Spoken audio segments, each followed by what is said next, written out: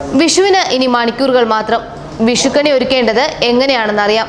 വിഷുക്കണിക്ക് ഒരുക്കേണ്ട ദ്രവ്യങ്ങൾ ഇവയൊക്കെയാണ്: നിലവിളക്ക്, ഓട്ടുരുളി, ഉണക്കലരി, നെല്ല്, നാളികേരം, സ്വർണ്ണ നിറമുള്ള കണിവെള്ളരി, ചക്ക, മാങ്ങ, മാമ്പഴം, കദളിപ്പഴം, വാൽക്കണ്ണാടി, കൃഷ്ണവിഗ്രഹം, കണിക്കുന്ന പൂവ്, എള്ളെണ്ണ, തിരി, കോടിമുണ്ട്, ഗ്രന്ഥം, നാണയങ്ങൾ, സ്വർണം, കുങ്കുമം, കൺമഷി, വെറ്റില, അടക്ക, ഓട്ടുകിണ്ടി, വെള്ളം എന്നിങ്ങനെ 24 സാധനങ്ങളാണ് വിഷുവിന് കണിവെക്കേണ്ടത്. വിഷുക്കണി എങ്ങനെയാണ് ഒരുക്കുന്നതെന്നറിയാം. കണി ഒരുക്കുന്നതിന് കൃത്യമായ ചില ചിട്ടകളുണ്ട്. എന്നാൽ പ്രാദേശികമായ ചില ഭേദഗതികളും ഉണ്ടാകാം. ഓരോ വസ്തുവും സത്വ, രജോ, തമോ ഗുണമുള്ളവയാണ്.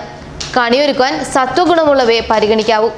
തേച്ച് വൃത്തിയാക്കിയ നിലവിളക്ക് മാത്രമേ ഉപയോഗിക്കാൻ പാടുള്ളൂ. ഓട്ടുരുളിയിൽ വേണം കണിയൊരുക്കാൻ. ഉരുളി തേച്ച് വൃത്തിയാക്കണം. ഉണക്കലരിയും നെല്ലും ചേർത്ത് പകുതിയോളം നിറയ്ക്കുക. ഇതിൽ നാളികേര മുറി വയ്ക്കണം. നാളികേര മുറിയിൽ എണ്ണ നിറച്ച് തിരിയിട്ട് കത്തിക്കുന്ന പതിവ് ചിലയിടങ്ങളിലുണ്ട്. സ്വർണ്ണവർണ്ണത്തിലുള്ള കണിവെള്ളരി ഇതിനൊപ്പം വയ്ക്കണം. ചക്ക, മാങ്ങ, കദളിപ്പഴം എന്നിവയാണ് പിന്നീട് വയ്ക്കേണ്ടത്. ചക്ക ഗണപതിയുടെ ഇഷ്ടഭക്ഷണമാണെന്നാണ് വിശ്വാസം. മാങ്ങ സുബ്രഹ്മണ്യനും കദളിപ്പഴം ഉണ്ണിക്കണ്ണനും പ്രിയമാണ്. ഇത്രയുമായാൽ വാൽക്കണ്ണാടി വയ്ക്കാം. ഭഗവതിയുടെ സ്ഥാനമാണ് വാൽക്കണ്ണാടിക്ക്.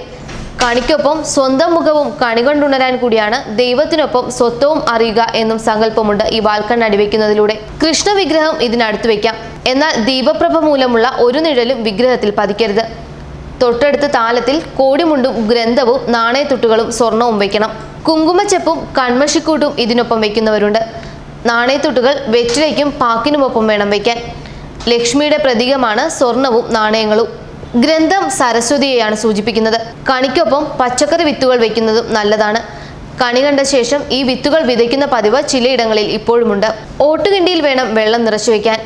ജീവന്റെയും പ്രപഞ്ചത്തിന്റെയും ആധാരമായ ജലം കണ്ണിൽ തൊട്ട ശേഷമാവണം കണി കാണേണ്ടത്. ഇങ്ങനെ വേണം വിഷുക്കണി ഒരുക്കാൻ. ന്യൂസ് ഡെസ്ക് മലയാളി വാർത്ത.